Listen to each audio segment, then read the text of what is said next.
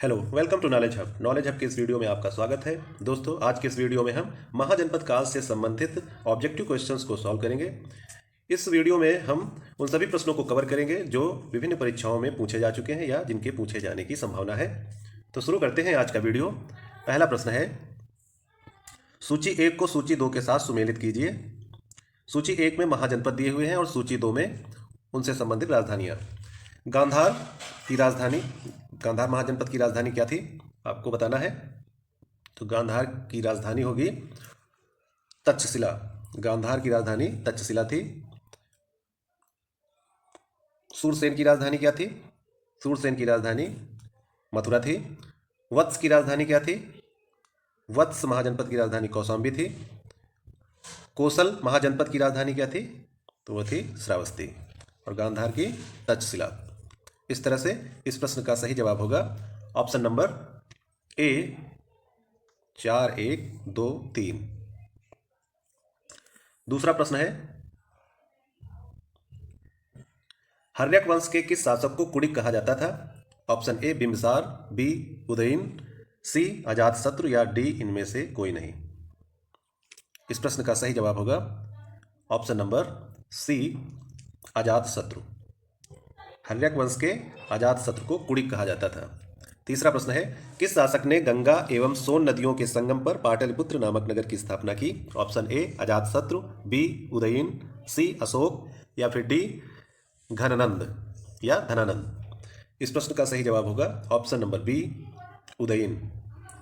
उदयन ने गंगा एवं सोन नदियों के संगम पर पाटलिपुत्र नामक नगर बसाया था।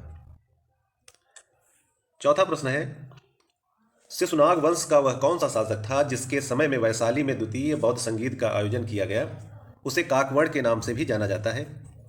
Option A Shishunaga, B Kalashoka, C Nandivardhana या फिर डी इनमें से कोई नहीं। इस प्रश्न का सही जवाब होगा ऑप्शन नंबर बी कालाशोक।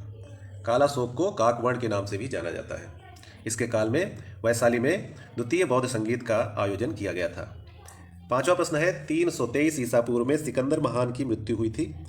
किस जगह पर सिकंदर महान की मृत्यु हुई थी? ऑप्शन ए फारस में, बी बेबीलोन में, सी मेसिडोनिया में या फिर डी तक्षशिला में। इस प्रश्न का सही जवाब होगा ऑप्शन नंबर बी बेबीलोन में। बेबीलोन में सिकंदर महान की मृत्यु 323 ईसा पूर्व में हुई थी। छठा प्रश्न है, सिकंदर महान एवं पोरस या पूर्व की सेनाओं ने निम्नलिखित में से किस नदी के आमने सामने वाले तटों पर पड़ाव डाला हुआ था? ऑप्शन ए रावी के, बी झेलम के, सी सतलज के या फिर डी चेनाब के। इस प्रश्न का सही जवाब होगा ऑप्शन नंबर बी झेलम नदी के। झेलम नदी के आमने सामने वाले तटों पर पड़ाव डाला था। एक तरफ पोरस की सेना थी और दूसरी तरफ सिकंदर महान की सेना थी। सातवां प्रश्न है, किस प्रकार का मृदभांड को पॉटरी कहते हैं? भारत में द्वितीय नगरीकरण या शहरीकरण के प्रारंभ का प्रतीक माना गया। ऑप्शन ए गेरू रंग वाले मृदभांड, बी चित्रित धूसर मृदभांड, सी उत्तरी काले पॉलिश युक्त या पॉलिशकृत बर्तन या फिर डी काले और लाल बर्तन। इस प्रश्न का सही जवाब होगा ऑप्शन नंबर सी उत्तरी काले पॉलिशकृत बर्तन। Option number C. आठवां प्रश्न है,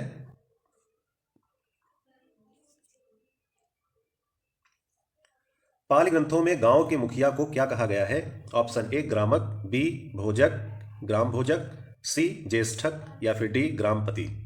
इस प्रश्न का सही जवाब है ऑप्शन नंबर बी भोजक या ग्राम भोजक। Option number B.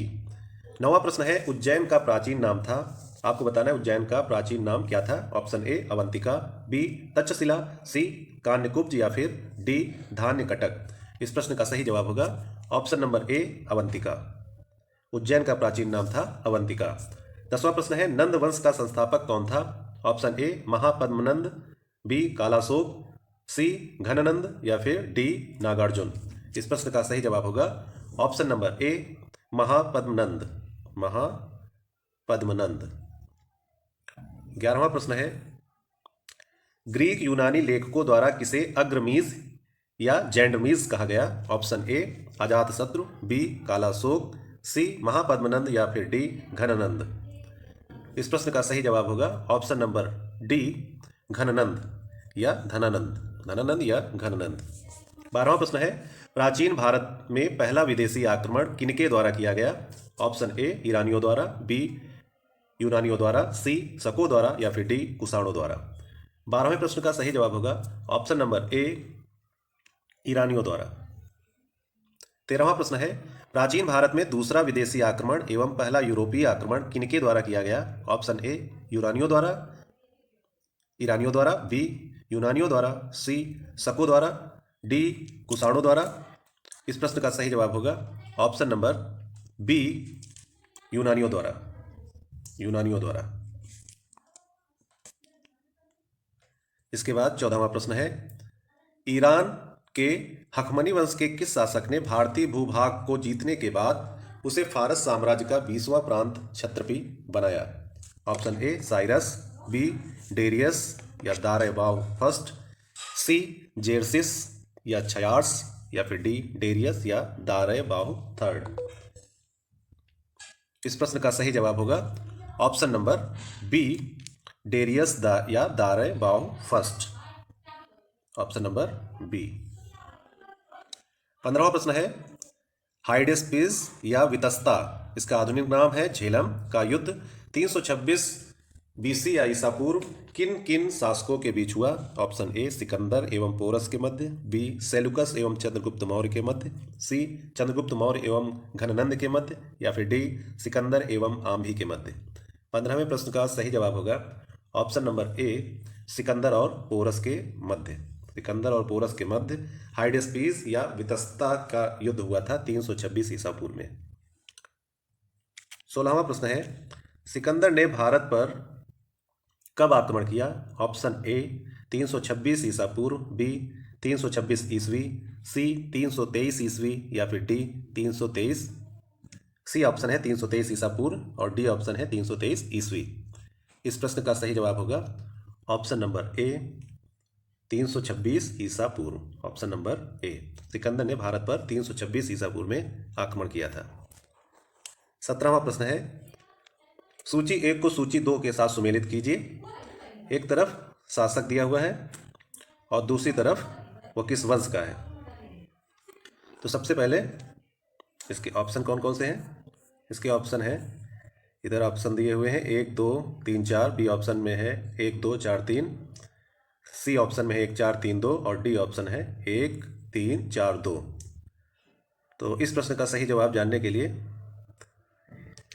देखते हैं, मिलाते हैं। सबसे पहले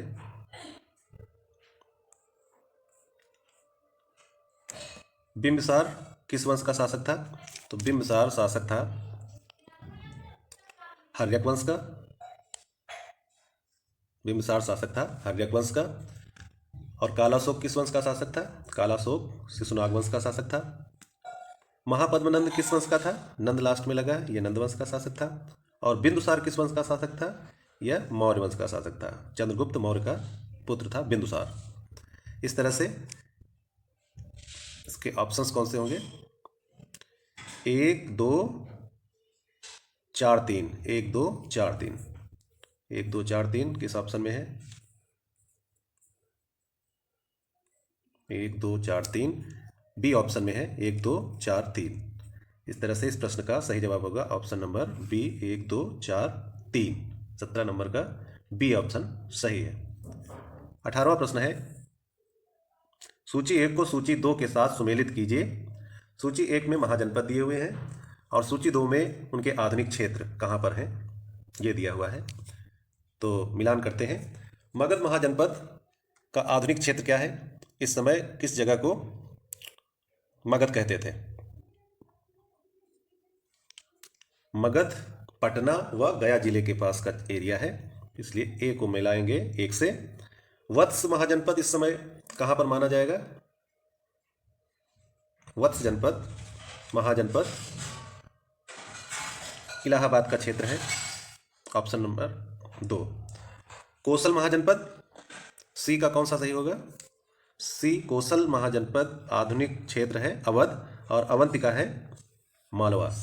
इस तरह से 1 2 3 4, 1 2 3 4 ऑप्शन ए में दिया हुआ है। इस तरह से इस प्रश्न का सही जवाब होगा ऑप्शन नंबर ए। 19वां प्रश्न है, मगध की प्रथम राजधानी कौन सी थी? Option A Pataliputra, B Vaishali, C Girivraja या राजगृह या फिर डी चंपा। इस प्रश्न का सही जवाब होगा ऑप्शन नंबर सी गिरिव्रज या राजगृह। मगध की प्रथम राजधानी थी गिरिव्रज या इसको राजगृह भी कहते थे। 20वां प्रश्न है, किस शासक द्वारा सर्वप्रथम पाटलिपुत्र का राजधानी के रूप में चयन किया गया? ऑप्शन ए अजातशत्रु द्वारा, बी कालाशोक द्वारा, सी उदयन द्वारा या फिर डी कनिष्क द्वारा। 20वें प्रश्न का सही जवाब है ऑप्शन नंबर सी उदयन द्वारा। उदयन ने ही पाटलिपुत्र नगर को बसाया था इसलिए, और उसको राजधानी भी बनाया था। ऑप्शन नंबर सी सही है। 21वां प्रश्न है, 16 महाजनपदों की सूची उपलब्ध है, कहाँ पर उपलब्ध है, किस ग्रंथ में है? ऑप्शन ए महाभारत में, बी अंगुत्तर निकाय में, सी छांदोग्य उपनिषद में या फिर डी संयुक्त निकाय में। इस प्रश्न का सही जवाब होगा ऑप्शन नंबर बी अंगुत्तर निकाय में। अंगुत्तर निकाय में 16 महाजनपदों का वर्णन है। 21 का बी सही है। 22वां प्रश्न है, निम्नलिखित में से मगध का कौन सा राजा सिकंदर महान का समकालीन था? ऑप्शन ए महापद्मनंद, बी घननंद, सी सुकल्प या फिर डी चंद्रगुप्त मौर्य। इस प्रश्न का सही जवाब होगा ऑप्शन नंबर बी घननंद। घननंद या इनको धनानंद भी कहा जाता है। 23वां प्रश्न है, प्रथम मगध साम्राज्य का उत्कर्ष किस नदी में हुआ था? ऑप्शन ए चौथी सदी ईसा पूर्व, बी छठी सदी ईसा पूर्व, सी दूसरी सदी ईसा पूर्व या फिर डी पहली सदी ईसा पूर्व। 23वें प्रश्न का सही जवाब होगा ऑप्शन नंबर बी छठी सदी ईसा पूर्व। छठी सदी ईसा पूर्व।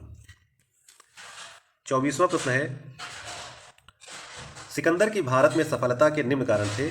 1 भारत में तब कोई केंद्रीय सत्ता नहीं थी। 2 उसकी सेना श्रेष्ठ प्रकार की थी। 3 उसे देशद्रोही भारतीय शासकों का सहयोग मिला। 4 वह एक अच्छा प्रशासक था। आपको बताना है कौन से कथन सही हैं। ए 1 तथा 2, बी 1, 2 एवं 3, सी 2, 3 एवं 4, डी 1, 2, 3 एवं 4। यह प्रश्न यूपीपीसीएस 2001 में पूछा गया है। इस प्रश्न का सही जवाब होगा ऑप्शन नंबर डी 1, 2, 3, 4। चारों कारण सही है। Option number D. 25वां प्रश्न है, सूची 1 को सूची 2 के साथ सुमेलित कीजिए तथा सूचियों के नीचे दिए गए कूट से सही उत्तर चुनिए। सूची 1 में राजा दिया हुआ है और सूची 2 में उससे संबंधित राज्य। प्रद्योत राजा किस राज्य के राजा थे बताना है। तो प्रद्योत अवंत के राजा थे। प्रद्योत अवंत के राजा थे। ए में तीसरा सही है। उसके बाद उदयन कहाँ के राजा थे? उदयन थे कहाँ के राजा? वत्स। उदयन थे वत्स के राजा। प्रसेनजित कहाँ के राजा थे? प्रसेनजित थे कौशल के राजा। अजातशत्रु कहाँ के राजा थे? ये थे मगध के राजा। इस तरह से सही उत्तर होगा प्रद्योत 3, 2, 4, 1। 3, 2, 4, 1। इस तरह से इस प्रश्न का सही जवाब होगा ऑप्शन नंबर सी 3, 2, 4, 1। 26वां प्रश्न है, अभिलेखीय साक्ष्य से प्रकट होता है कि नंद राजा के आदेश से एक नहर खोदी गई थी। कहां पर खोदी गई थी? ऑप्शन ए अंग में, बी वंग में, सी कलिंग में या फिर डी मगध में। इस प्रश्न का सही जवाब होगा ऑप्शन नंबर सी कलिंग में। कलिंग में एक नहर खोदी गई थी नंद राजा के आदेश से। इसी के साथ आज के वीडियो का यहीं पर अंत होता है। अगले वीडियो में जल्द मिलेंगे। तब तक के लिए धन्यवाद। नमस्कार।